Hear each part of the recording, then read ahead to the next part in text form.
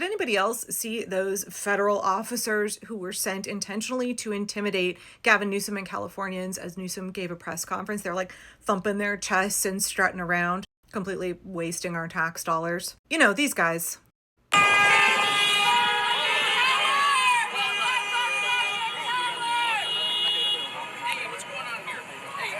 We're here making Los Angeles a safer place. Since we won't have politicians that'll do that, we do that ourselves. So that's what we're here today, as you can see.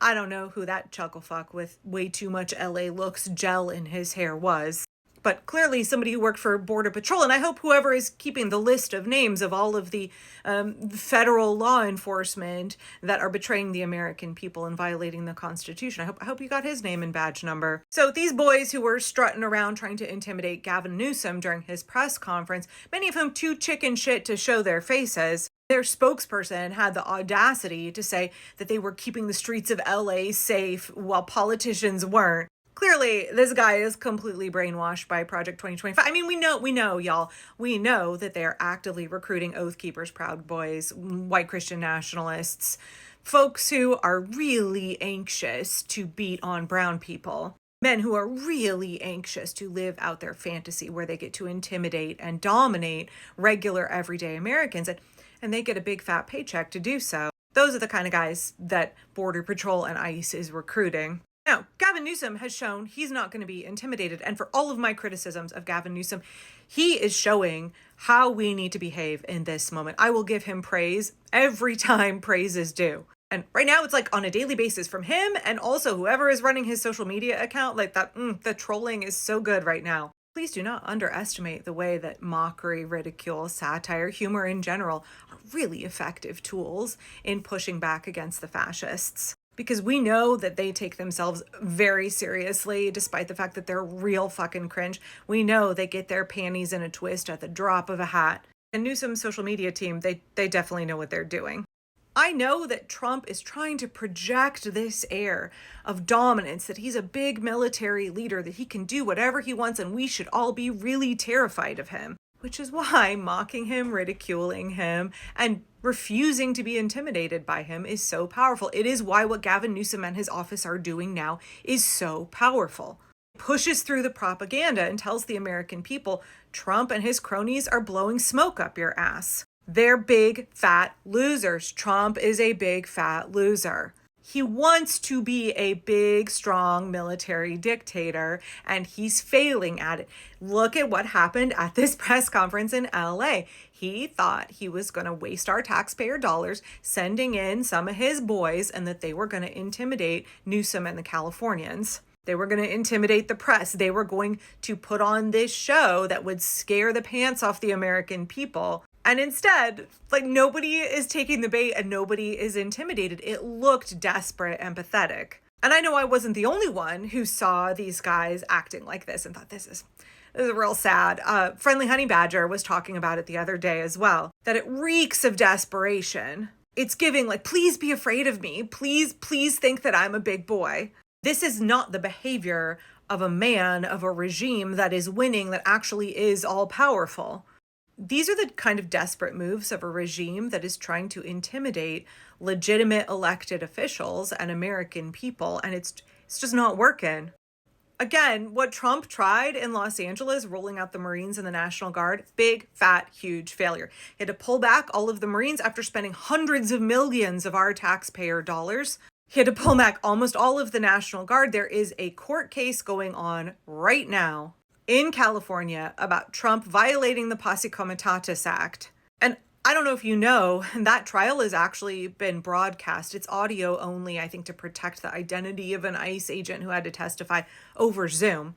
And those audio files are online. But if you don't want to sit there and listen to hours and hours of court testimony, I highly recommend that you follow Bryan ODC. He's a friend of mine. He's an attorney. He does a great job of breaking down court cases and also civics and kind of legal theory in ways that lay people like myself can understand it. He doesn't know that I'm shouting him out, but please go follow Bryan either on TikTok or on YouTube.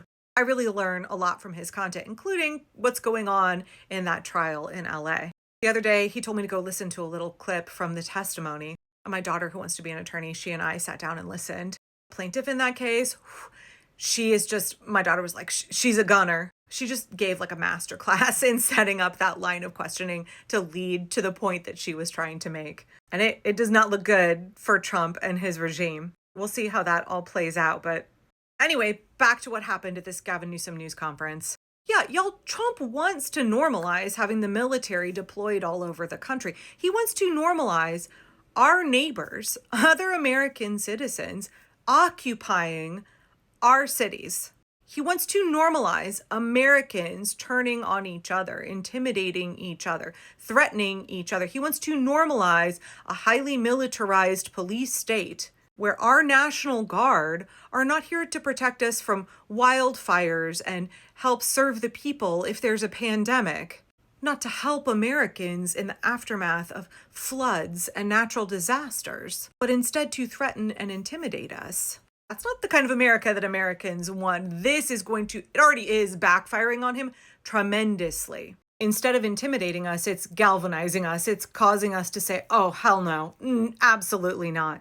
Honey Badger's right. There was no reason for those agents to be there. It reeked of desperation. When you see actions like this from Trump, it's a cope. It's absolutely a cope.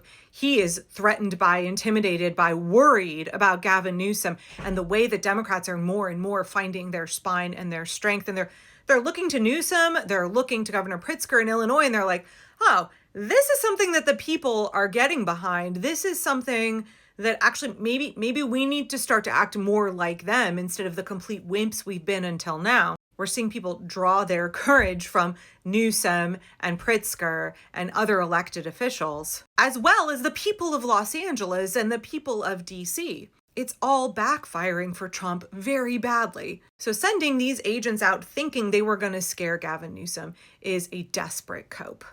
It is a weak man trying to smoke and mirrors you into thinking he's big and tough and scary and that you should back down.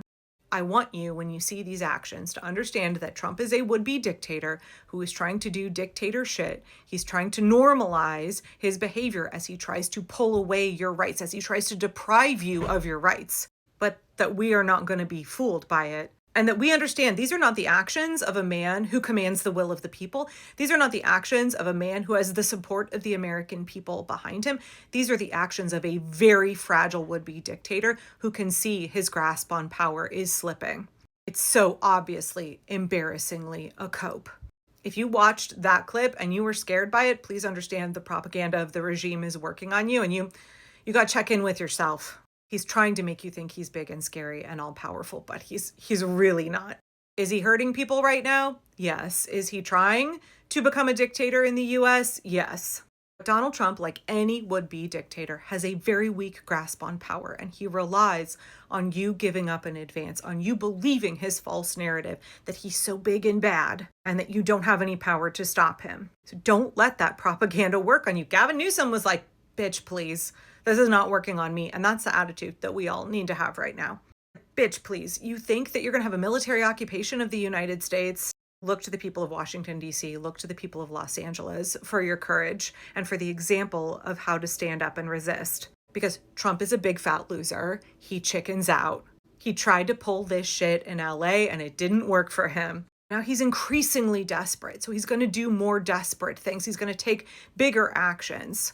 Because he's spiraling, he can feel that it's slipping through his fingers as the American people start to get our shit together, stand together, and refuse to take this. He's going to try increasingly desperate things, but they're going to fail because we're not going to allow him to succeed. Gavin Newsom wasn't intimidated by what Trump and those Border Patrol agents did, and you shouldn't be either. Now is not the time for complacency. Now is not the time to sit around and think like, oh, this is all going to magically stop itself. No, it's going to stop because we are going to stop it, because we are working at stopping it. We cannot right now be in a position of inaction, either because we think the threat is not as big as it is, or because we are paralyzed with fear. We need to be in a place of motivation, of organizing, of taking action. Not just resisting fascism, but opposing it.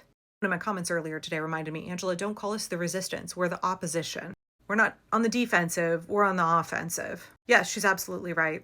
Let's take a play from Gavin Newsom. I can't believe I'm saying it, but it's true. Let's take a play from Gavin Newsom and be on the offense against a fragile would-be dictator who's making desperate moves as he tries to cope.